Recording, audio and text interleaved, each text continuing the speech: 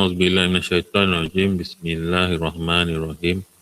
Alhamdulillahi rabbil alamin. Wassalatu wassalamu ala asyrafil anbiya'i wal mursalin wa ala alihi wa sahbihi ajma'in. Rabbi shrah li sadri wa yassir li amri wahlul 'uqdatan min lisani yafqahu qawli. Let us continue with active fire protection system. So we have covered the passive approach, which are usually being done during the planning and construction of the building. This is the active fire protection system. There are equipment system that actively engage in the event of fire. Okay. I'm going to be straight with you. There's about 50 or 60 slides here. So I'm just going to browse through the things which are obvious. All right, so main groups under which active precaution must be considered: installation of an alarm and fire detecting system. Okay, so this alarm and fire detecting system must actively search the building to identify the presence of fire. Installation and equipment for automatic fire extinction, sprinklers and things like that. Provision of first aid firefighting equipment. First aid firefighting equipment is not first aid for you, okay, with your bandages and stuff. No, that is the first responder in the event of fire. Okay, and provide facilities to assist fire services when they come. It involves system one is to detect. Number two is to suppress. So there's no use when there's event of fire, when there is no way for you to let everybody know there is a fire in that building. So there must be a way to detect and let everybody know that there is a fire.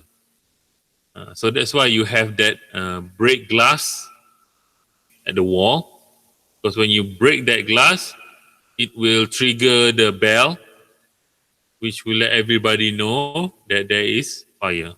And then equipments to suppress fire. This one comes into a lot of category lah. Fire extinguisher, those kind of things. All right, so water suppression system. So this is trying to suppress fire by the use of water. We have automatic sprinkler system. So this is most common and very effective because it takes out the fire from its actual source. Okay, so if we rely on firemen, it would take them time to reach that particular fire, and by that time the fire is already big. So by using sprinkler, we can take out the fire when it is still relatively small. Not suitable for electronic industry and electrical substation. Again, the type of fire. Okay, we install this water suppression system for type apa, if anybody still remembers, the common fire, which is I believe is the type A. And then we have the water spraying system, the large system, wet riser, okay, for fire hoses. We also have dry riser, and then the hydraulic hose reel system and the fire hydrant. And then we have other types like use of foam. So these are for what you call chemical fires. We have high expansion foam, low expansion foam. So whether the foam will increase in terms of its volume quickly or slowly. And pre-mixed foam, meaning that this foam is basically just dry powder. So when it is in being mixed with water, then it will start to foam up. Then smoke and fire detection system. So we have ionization, optical, heat, beam line, and infrared. The higher you go, the more complex the smoke detector is. And smoke and fire lah. And then we have a gas suppression system. This is for electrical fires. If you look, the design is almost the same like the sprinkler. The idea is the same. Where we have an area where we store the gases, and then we will send the gases to the source of fire through some pipeline. So we have a halogenated hydrocarbon, carbon dioxide system, and halon alternative. They used to use halon gas to take out electrical fire, but they found out that halon is very damaging to the ozone layer. So they use alternative gases. Okay. Active fire protection means that active approach means of fire protection and fire engineering is a specialized area of building services. So this area are usually being equipped with this active fire protection equipment. Portable extinguisher, hose reel, hydrant, automatic extinguisher, and alarm detection. Okay, so your typical fire extinguisher. So they are color coded.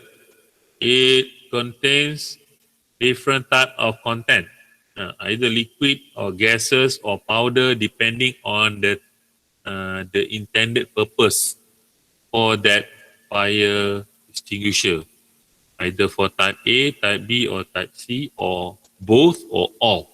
Okay? So they are equipped in commercial and public buildings, but you can also equip them in your house. Rumah siapa ada fire extinguisher? Ada. Sekarang dah murah-murah, 2 botol 100 kot. Yang kecil-kecil tu kan. Comel, saya geram. Okay. So it's not that expensive anymore. Kalau dulu, yes, it's quite expensive. Especially these days, the smaller size tu is not that expensive.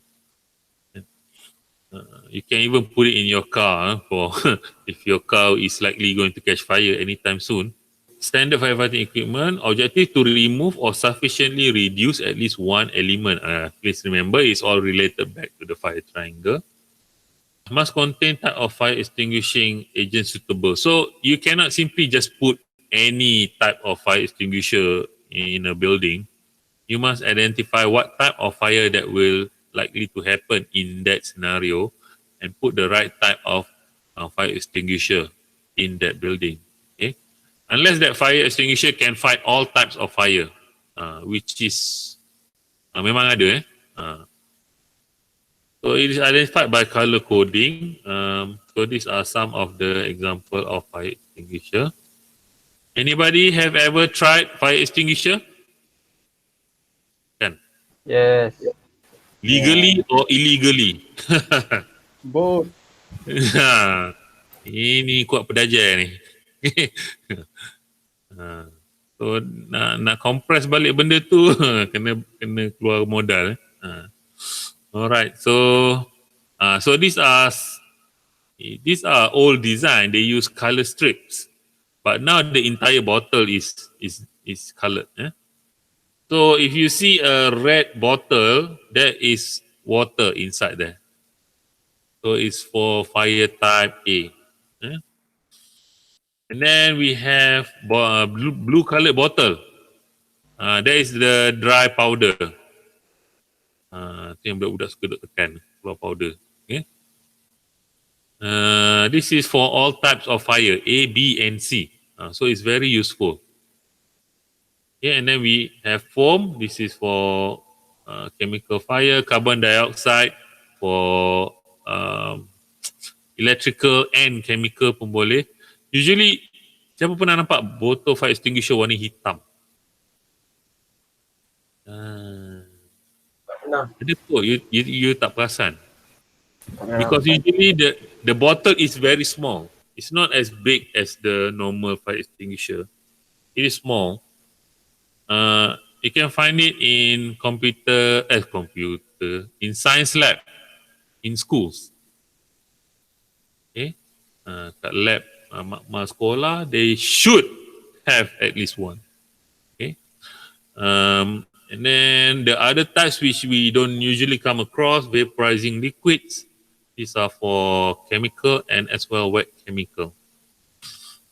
So these are the applications for the types of different types of these fire extinguishers.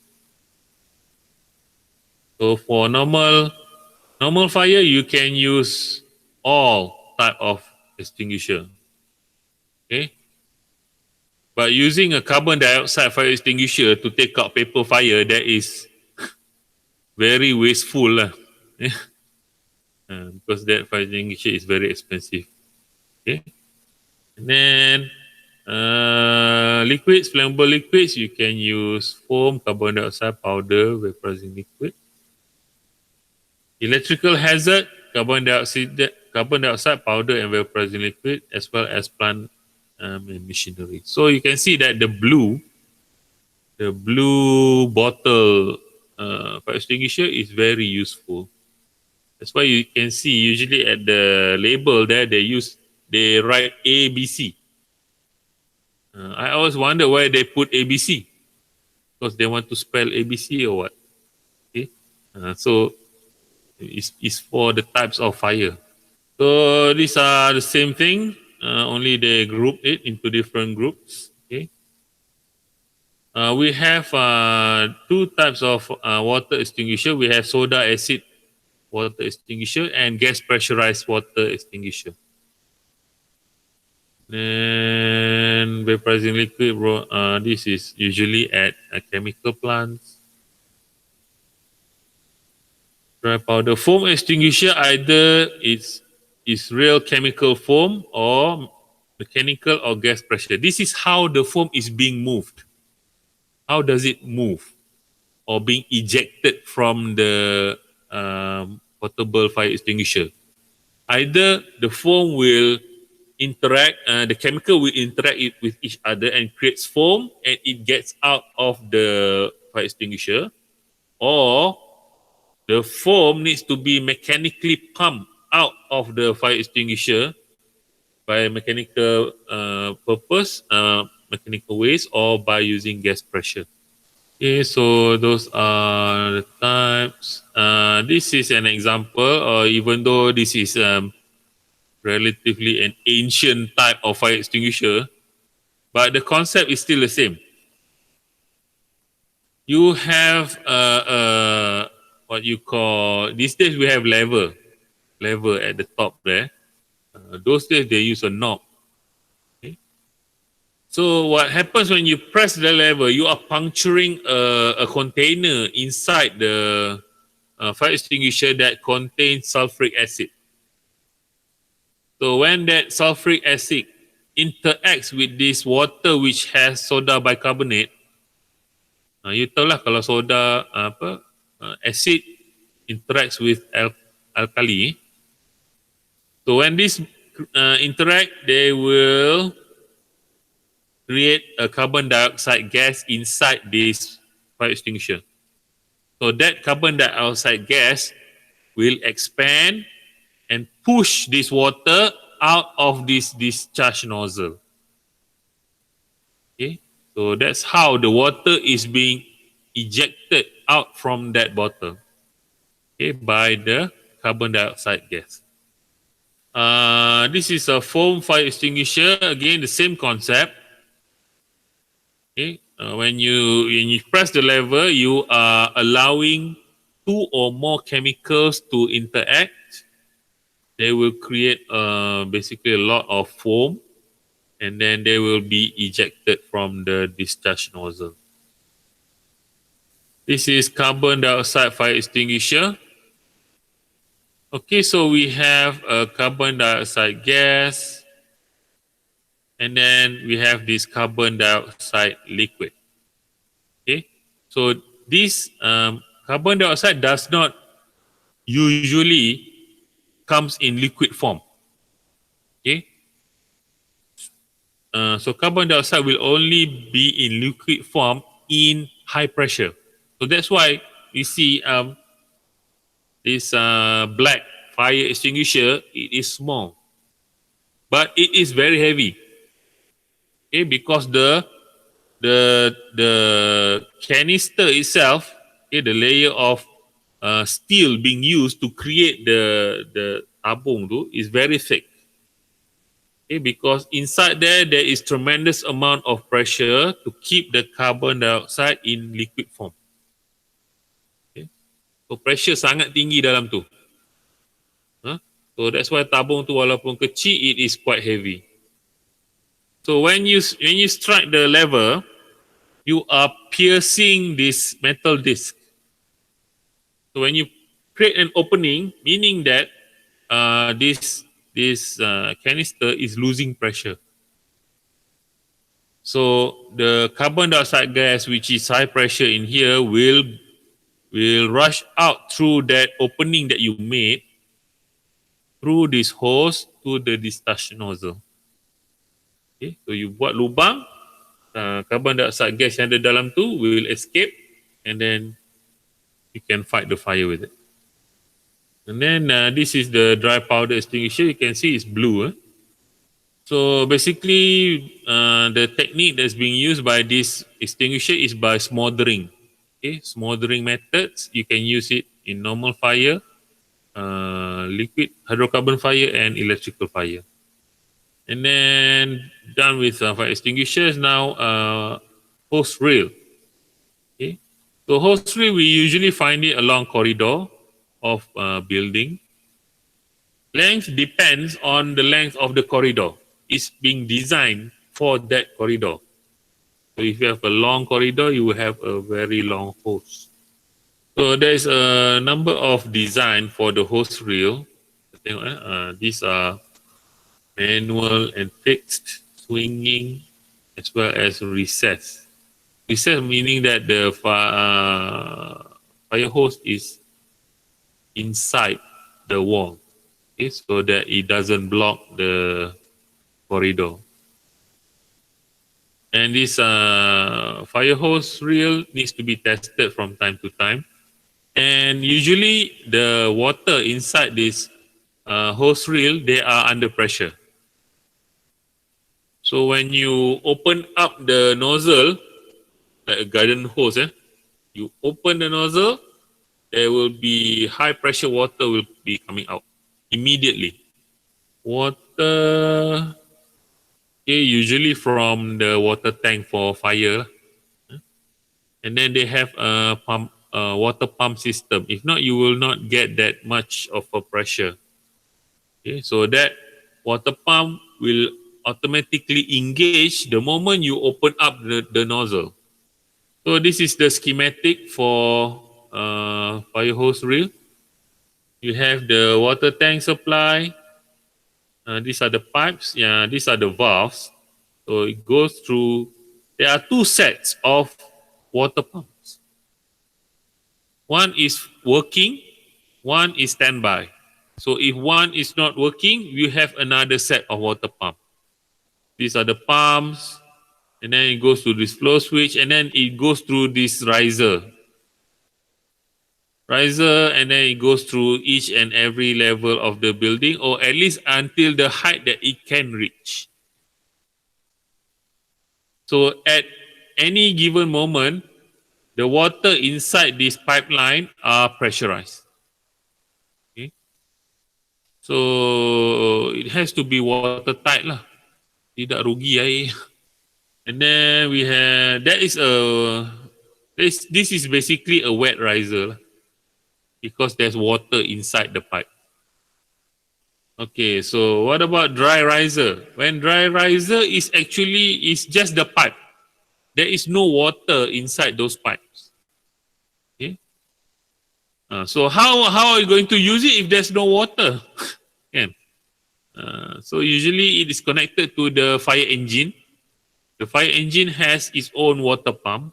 So you connect to that water pump and the fire engine will pump the water into the dry riser so that we can use the what you call the hose reel lah. Okay, so kalau dia ada hose reel pun there's no water in there. So there is obviously advantages and disadvantages between the wet and dry riser. Okay.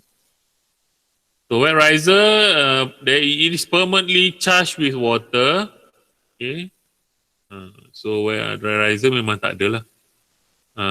Before the installation, whether you decide to use a wet riser or a dry riser, you need to consult with the local fire brigade. Yeah. Another advantage of wet riser that it can reach higher than typical dry riser because the water pump is in the wet riser is obviously larger than the water pump which is available at the fire engine. Okay, so wet riser can always go higher than dry riser. However, the wet riser will increase the cost of the building. It is also a lot more pricier, and maintaining this wet riser would cost more money compared to dry riser. Okay, because you can see that this wet riser that has a lot of components. One of it is what's known as a jockey pump. We have the two main pumps. One is working, one is standby. But there's also one miniature pump. We call it a jockey pump. The jockey pump, the purpose is to keep the pressure inside the pipes high at all time. Okay, so the pipes might have some water seepage, not much lah, just a little water seepage, and then the pressure will drop a bit. So this jockey pump will start just to keep the pressure inside the pipe high. So wet riser can go up to what? Required for building top floor is 30.5 meter. Okay, so this is the schematic again for, this is a more elaborate schematic lah. The tank, the pumps, okay, goes through this pipeline, and it even has an extension for fire service to put in their equipment and help the main pump to boost the pressure. Okay, to send to each of the levels. And of course, there's this control panel to control the entire system, which is usually located at the control room of the building. So control room ni banyak benda yang dia kena handle firefighting equipment, lift, escalators, air condition, lighting, so a lot of tasks to monitor. So that's why it's usually automated. So it explains here that when you open the nozzle, obviously the pressure inside the pipe will fall.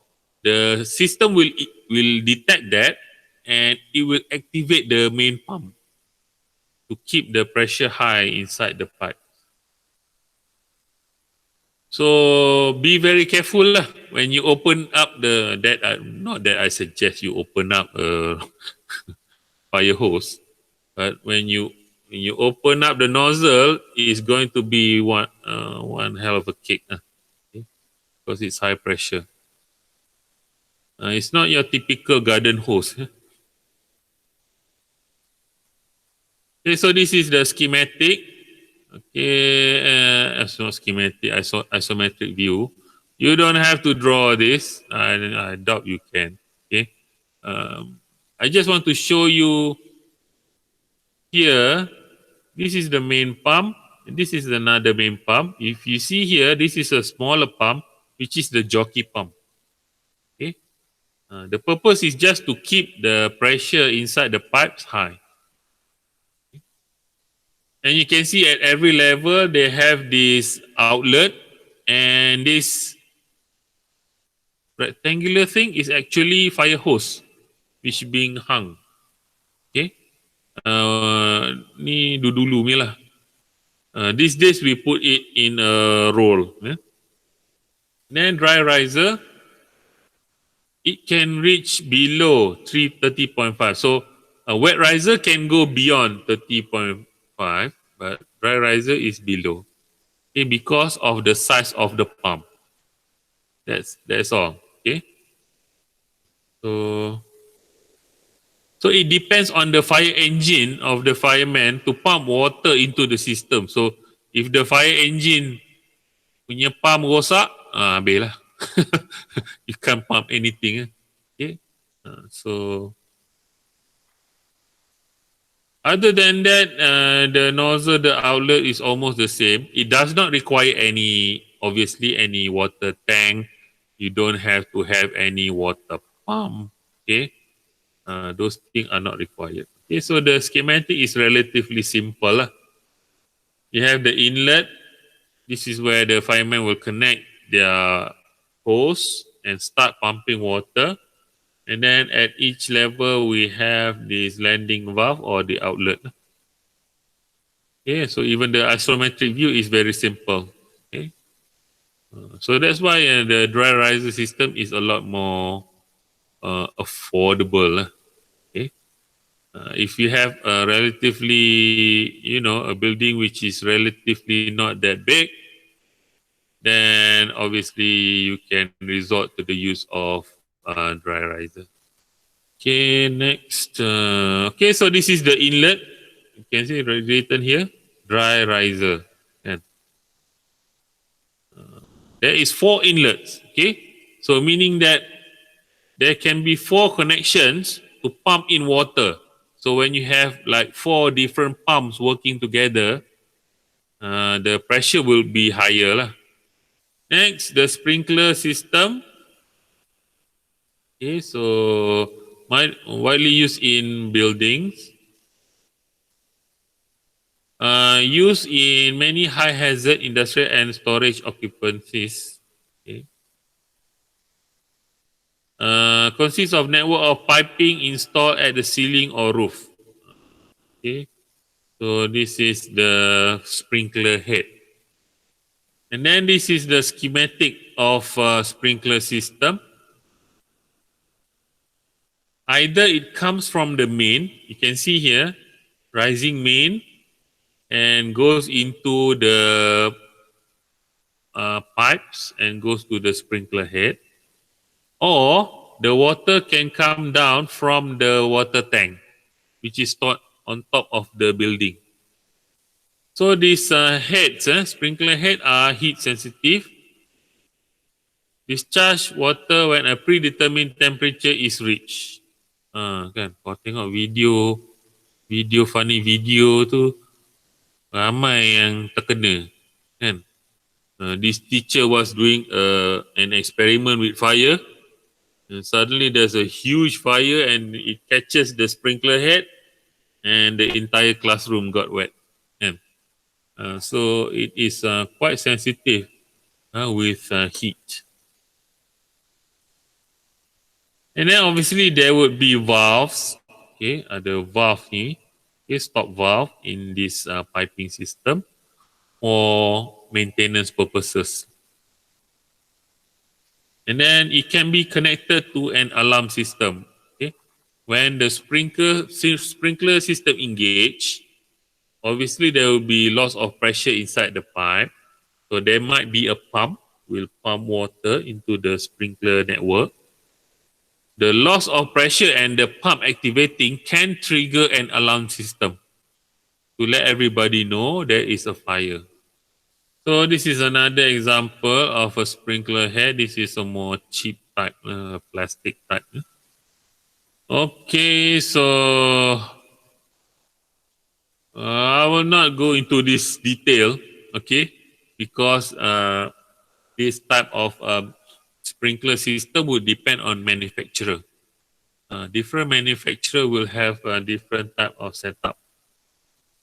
It's just that we have the wet pipe, which we usually have water, and then we have the dry pipe sprinkler system, which usually has gas. That is for electrical fire lah. So this is the isometric view of the sprinkler system. A deluge system is basically a sprinkler system, but the difference is the sprinkler head is always open. It does not have a valve at the sprinkler head. So uh, the sprinkler will be activated by the system.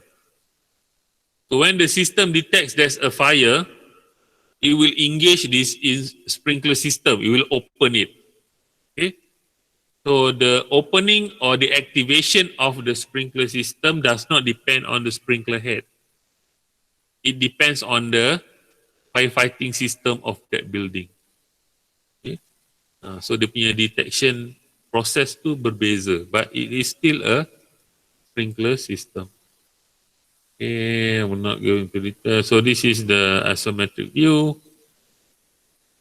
So this is a main supply sprinkler system. It does not use water tank. So from the main pipe, the water will come through this control valve, go into this distribution pipe. Normally the distribution pipe is a bit smaller diameter than the riser pipe. So it will go through this network of distribution pipe and goes into range pipe, which is a lot smaller, and to the sprinkler head. So you must be able to explain how the system works, such as how do you activate the sprinkler system, or how does the powder fire extinguisher works. So you must be able to explain how the system functions from start to finish. Okay, so these are just explaining how the sprinkler system works. You can find a lot of material on this online, and also further reinforce your understanding by looking at training videos. So this is the sprinkler system. This use a water main as its source of water. You can see there's a number of valves. Okay, here they have two. This can possibly be the entrance for the pump. Okay. Yeah, so we have the sprinkler system here and the dry riser here. So obviously this building does not require any wet riser because it has been installed with a sprinkler system. So the justification is there. Yeah? So this is something that needs to be discussed with the fire services.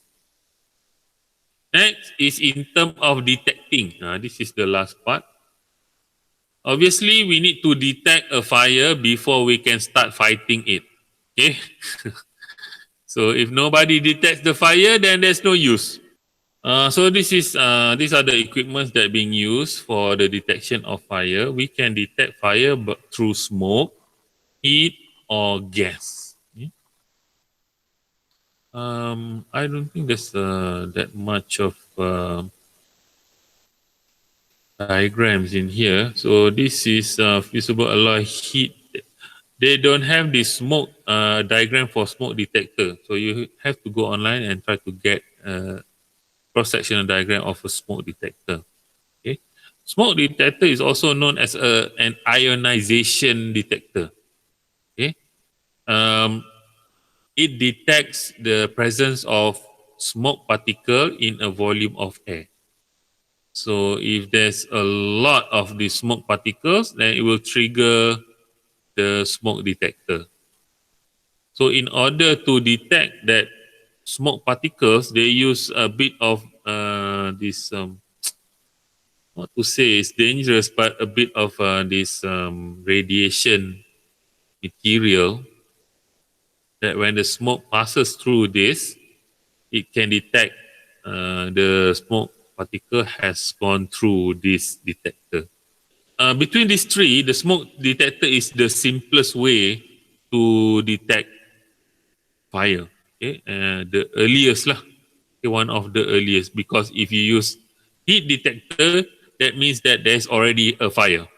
Okay, so a smoke detector which can detect the fire in its early stages. Okay, when it just starting to burn. Um, and these days, these smoke detectors, they are not that expensive. Okay, masih pada smoke detector. Kat Malaysia kurang popular, I know. Okay, harga dia pun tak mahal, macam 40-50 ringgit je. In Malaysia, it's not that popular because the way of Malaysians cook. Okay, so Malaysian if they cook, kalau tak berasap satu dapur tak sah. Okay, and this will trigger the smoke detector. Okay, it will detect a lot of these particles in the air and it will trigger. And believe me, when the smoke detector triggers, it is very loud. Okay, so you obviously have to put the smoke detector a bit further away from the source of your cooking. Okay, but which will reduce the effectiveness of the smoke detector. And these days, these equipments are all being connected via home network, Wi-Fi. So everything gets better with Wi-Fi. So even I have bought one and give it a try, and it can function, but not that effective. Okay, so that's the most suitable type of detection device for general consumer. Okay, smoke detector. And then we have the heat detector. This is the cross section of a heat detector. The heat detector also use that fusible alloy or fusible metal. Fusible metal, just like the the ducting, the closer for the ducting. When heat is present near this detector, it will melt this alloy. Okay, fusible alloy, it will melt, and this will trigger an alarm. Okay, so obviously this heat detector, at least in this design, can be only used once. Gas detector also is useful, especially when you have gas canisters inside your building. Okay, even at our home, tong gas kita, okay, it may leak. So that's why you need to test your gas part for leaks. So especially when we put the gas in an area which is enclosed. Some people put their tanks inside their kitchen cabinet. So there is an enclosed space. So if there's a leak, there will be a lot of gas inside that cabinet. So when a spark is introduced, and obviously there will be a blowout. Okay, there will be an explosion. Okay. So this gas detector will detect the gases present near the detection device and provide a notification or alarm. Okay. So that's why when you smell gas, the first thing that you need to do is to ventilate. Open the doors, the windows to get the gas to go outside. Because the danger is when gas is present in an enclosed area. Okay. So you can look further on this online. Okay, there's a lot more notes, videos, and even products available that you can have a look see.